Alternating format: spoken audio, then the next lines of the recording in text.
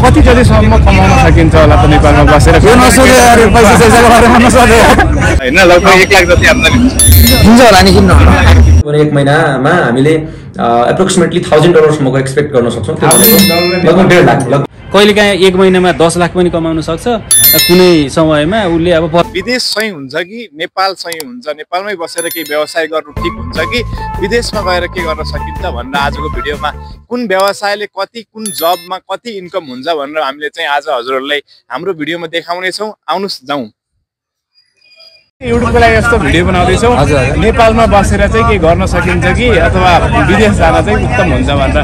हजुरलाई सर्वप्रथम चाहिँ नेपाल ठिक लाग्छ कि यदि विदेशमा गएर के गर्न सकिन्छ जस्तो लाग्छ कि नेपालमा बसेर के गर्न सकिन्छ जस्तो लाग्छ? नेपालमा बसेर गर्न त सकिन्छ, तर गरेर चाहिँ काम छैन नेपालमा। जस्तो साच्चीकै भन्दाखेरि तपाईँ अहिले एउटा टिकटकबाट कन्टेन्ट क्रिएटर हुनुहुन्छ, कति जतिसम्म कमाउन सकिन्छ होला त नेपालमा बसेर? यो नसोधे अरे पैसा सैसाको बारेमा नसोधे लगभग त कति जति कमाउन सकिन्छ होला? राम्रो तरिकाले गर्ने भने राम्रै कमाइन्छ, राम्रै कमाइन्छ। पैसा कमाइको बारेमा चाहिँ नसोधे। केटीलाई उमेर, केटालाई कमाइ। नमस्कार। नमस्ते। अब चाहिँ हामी चाहिँ एउटा यस्तो भिडियो बनाउँदैछौँ कि नेपालमा बस्दै केही व्यवसाय गर्ने, केही जब गर्ने कि विदेशमा जाँदा चाहिँ राम्रो हुन्छ। तपाईँलाई चाहिँ यो मध्ये कुन ठिक लाग्छ? मलाई त यस्तो सिचुएसन अनुसार हो।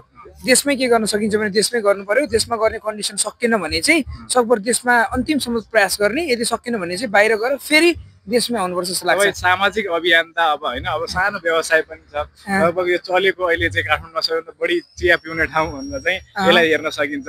जस्तै यो व्यवसाय गरेर चाहिँ कतिको विदेशभन्दा बढी आम्दानी गर्न सकिन्छ कि एकजना व्यक्तिले कतिसम्मको आम्दानी हुन्छ मन्थली? लगभग यो त यस्तो छ, जस्तो सानो एउटा कोठामा सुरुवात गर्ने भने बिजनेस सानै हुन्छ, ठुलो आकारमा गर्ने ठुलो हुन्छ। एकदम ठुलो आकारमा भएको छ, 1 करोड पनि भन्दा बढी ठुलो आकारमा। यो त्यही अनुसार व्यापार चल्छ। हामी जस नेपालमै बस्नुपर्छ भन्ने यसले देखाएको छ। चियादानीले चाहिँ कति जति आम्दानी गर्न सकिन्छ होला यस्तो चिया? राम्रै सकिन्छ। अब अहिले भन्यो भने तिमी भोलिदेखि इन्भेस्ट गर्न थाल्यो होला, तर राम्रै हुन्छ। लगभग जति यति एकजनाले यति गर्न सकिन्छ भन्ने? एकजनाले चाहिँ अब कति भनौँ महिनाको त मैले आफूले हिसाब किताब चाहिँ गरेको छैन, तर राम्रो चल्छ नेपालमा। चिया पसल त अहिले नेपालभरिको धेरै चिया पसलले राम्रै कमाउँछ। यति ठुलो छ यो त होइन, लगभग 1 लाख जति आम्दानी हुन्छ होला नि किन नहुनु। 1 लाख जति हुन्छ हैन? महिनाको त भइहाल्छ। भिडियो नै यही हो कि कति हुन्छ त आम्दानी भन्ने। महिनाको 1 लाख कमाएर बस्नु छ भने नेपालमै बस्नुस्। एउटा जर्नलिस्ट क्षेत्रमा हुनुहुन्छ, अब यहाँ चाहिँ कतिको आम्दानी हुँदो रहेछ? विदेश जानु राम्रो कि तपाईलाई चाहिँ नेपालमै बसेर यो जर्नलिस्ट सेक्टर राम्रो, कन्टेन्ट क्रिएटरको रूपमा राम्रो? कुन चाहिँ तपाईलाई पहिलो क्वेसन यो छ, कुन हजुरलाई चाहिँ बेस्ट लाग्छ? यस्तो छ, कन्टेन्ट क्रिएसन भन्ने कुरा त विश्वको जुनसुकै ठाउँमा गएर पनि गर्न सकिन्छ। जस्तो विदेशमै भएको मान्छेले पनि विदेशबाटै आफ्नो कन्टेन्टहरू बनाउन सक्छ। तर अब पहिलो कुरा हुन्छ कि यो देश छोड्ने कि यही देशमा बसेर गर्ने भन्ने कुरा हुन्छ। अब मेरो कन्टेक्स्टमा कस्तो छ, ठ्याक्कै सबैको कन्टेक्स्टमा त्यही लागु चाहिँ नहोला, तर नेपालमा चाहिँ खासमा हामी जस्ता कन्टेन्ट क्रिएटरहरूको फ्युचर छ भनेर चाहिँ अहिले भन्न सकिँदैन। किनभने नेपालमा यी सोसल मिडिया प्लेटफर्महरू कुनै पनि रजिस्टर छैन officially. Even Facebook, YouTube, TikTok कुनै पनि प्लेटफर्महरू नेपालमा दर्ता छैन। यो दर्ता नहुँदाखेरि चाहिँ हाम्रो कामहरूमा बाधाहरू आइरहेछ क्या।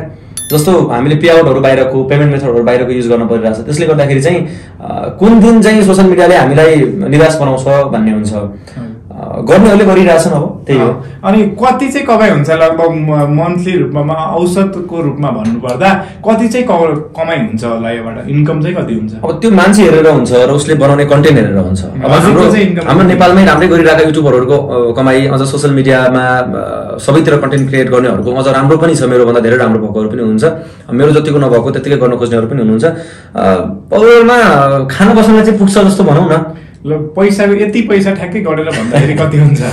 अब मैले मेरो भन्दाखेरि अब त्यो काम कतिको गरेको छ त्यो कुराहरुमा भर पर्छ। राम्रोसँग काम गर्ने हो भने 1 महिना, त्यो कुराहरुमा भर पर्छ। राम्रोसँग काम गर्ने हो भने 1 महिनामा हामीले एप्रोक्सिमेटली $1000 सम्मको एक्सपेक्ट गर्न सक्छौं। त्यो भनेको लगभग 1.5 लाख, लगभग 1.5 लाख जति इन्कम गर्न सक्छ। त्यसमा अब केही चार्जेसहरु यताउता कटाउनु पर्ने, पे गर्नुपर्नेहरु हुन्छ, त्यसमा आफ्नो खर्चहरु छुट्टै कुराहरु भयो हैन।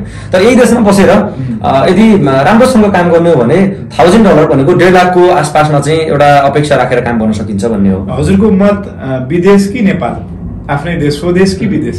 अब अफ कोर्स सकेसम्म त आफ्नै देशमा केही गर्ने भन्ने हुन्छ। अब यो उमेरमा चाहिँ यो भन्दा सानो उमेरदेखि यही देशमा फाइट गर्छु भनेर बसिरहेको हो। एउटा शब्दमा भन्दिनु, स्वदेश कि विदेश? स्वदेश र विदेश भन्ने कुरा अलिकति व्याख्या गर्छु, त्यसपछि म मेरो चोइस पनि भन्छु होइन। कस्तो छ भने यही देशमा बस्ने कुनै पनि कामको ग्यारेन्टी छैन क्या। हामीले गरिरहेको सोसियल मिडियामा जुन काम गरिरहेको छौँ यसमा पनि हामीलाई यसको ग्यारेन्टी छैन। कुन दिन फेसबुक मेटाले अफ गरिदिन्छ, कुन दिन युट्युबले मोनेटाइजेसन डिसेबल गरिदिन्छ, यो भयो भने हामीले के गर्ने त? हाम्रो स्टेबल बाटो त केही छैन नि त। यदि गभर्मेन्टसँग रजिस्टर थियो, दर्ता थियो भने हामीले गभर्मेन्टसँग केही कुराहरू गर्थ्यौँ होला। यसमा हाम्रो कुनै पनि एउटा फिक्स्ड ग्यारेन्टी नभएको कारणले गर्दाखेरि चाहिँ अब जिन्दगी नै यसमा बिताउँछु भनेर चाहिँ बस्न सकिँदैन। चुज त्यसमा तपाईँको विदेश होइन, विदेश नै चुज भन्ने होइन, सकेसम्म त गर्ने हो। मैले त यही गर्छु, अहिले यही गर्छु। अब यो सोसियल मिडिया प्लेटफर्म अफिसियली नेपालमा रजिस्टर होस्, यही चाहन्छु। गभर्मेन्टले यो विषयमा चाहिँ ध्यान दियोस्। यो भयो भने धेरै कन्टेन्ट क्रिएटरहरूले चाहिँ आफ्नो देशमा बसेर केही गर्ने अवसर पाउनेछन्। हस्, धन्यवाद। पढेपछि भोकमरी लाएर मर्नु पर्दैन अरे कि होइन। त्यो हुँदाखेरि यहाँ धेरै यो ल स्टुडेन्टको चाहिँ धेरै अपर्च्युनिटीहरू छ। जस्तो ऊ सरकारी सेवामा जाने कि अथवा पेसा व्यवसाय गरेर खाने कि कुनै लिगल्ली कुनै एउटा संस्था चलाएर बस्ने कि एकाडेमिक कुनै होइन कानुनसँग रिलेटेड त्यस्तो चलाएर काम गर्ने कि भन्ने यो कानुनका धेरै पाटोहरू छ कि ऊ जहाँ पनि छिर्न सक्छ। यस्तो हुन्छ। त्यो अब यति नै भन्ने हुँदैन होइन। र एउटा गजबको कुरा के छ भने नेपालमा वकिलहरूको फी छैन कि, पक्षले कति दिनुहुन्छ त्यही हो। लगभग औसतमा भन्नु न, यति जति हुन्छ औसतमा भन्नु कि औसतमा चाहिँ यस्तो हुन्छ। औसतमा त कस्तो भन्दा जस्तो सुरुका कनिष्ठ भर्खर प्रोफेसनमा लागेका वकिल र वरिष्ठसँग तुलना गर्ने कुरा हुँदैन होइन। उसले कति मिहिनेत गर्न सक्छ, कति काम गर्न सक्छ र उसको नेक्सस कहाँसम्म छ, उसले कति काम गर्न सक्छ त्यसमा भर पर्ने कुरा हो। कहिलेकाहीँ 1 महिनामा 10 लाख पनि कमाउन सक्छ, कुनै समयमा उसले अब 50,000 पनि कमाउन सक्छ, अथवा कमाउँदै नकमाउन पनि सक्छ। जस्तो के हुन्छ भने सिजन अनुसार हुन्छ। जस्तो कम्पनीको काम गर्ने कर्पोरेट लयरहरू हुनुहुन्छ भने यो मसान्तमा उहाँहरूले चाहिँ सोचेभन्दा धेरै कमाउनुहुन्छ। त्यसरी कति आउँछ जति लगभग यस्तो ठ्याक्कै यति नै आउँछ भन्ने त अब 20,000 हजुरको चाहिँ कति आछ अहिलेसम्म औसत? होइन, त्यस्तो यस्तो हुन्छ। अब राज्यलाई कर तिरेर खाना पुग्ने आएको छ होइन, ठ्याक्क फिगरमा यति नै भन्ने त हुँदैन कि होइन। मैले भनिहालेँ नि त, कहिलेकाहीँ अब आजै हाम्रो मुद्दाको 7वटा पेशी थियो, 1 लाख त मन्थली आउन सक्छ। त्यति त आउँछ नर्मल्ली। त्यति नआए त अब यो लास्टमा तपाईँले युवा पिँढीलाई चाहिँ अब विदेश जान राम्रो मान्नु, एउटा लास्टमा एउटा वर्डमा मात्रै उत्तर दिनु, विदेश जान राम्रो कि नेपालमा बस्नु राम्रो? जननी जन्म भुसे के अरे जननी जन्म भुसे के भन्छ अरे जननी जन्मभूमि स्वर्गदपी गरिएसी होइन। जस्तो आफू जन्मेको ठाउँ छोडेर कसैलाई बाहिर भनेको त त्यहाँ सोर्न जाने होइन, मिहिनेतै गर्ने हो। विदेशमा गर्ने मिहिनेत नेपालमा गरियो भने कानुन फिल्डमा मात्र होइन हरेक उसमा सफल भइन्छ कि। हस्, धन्यवाद।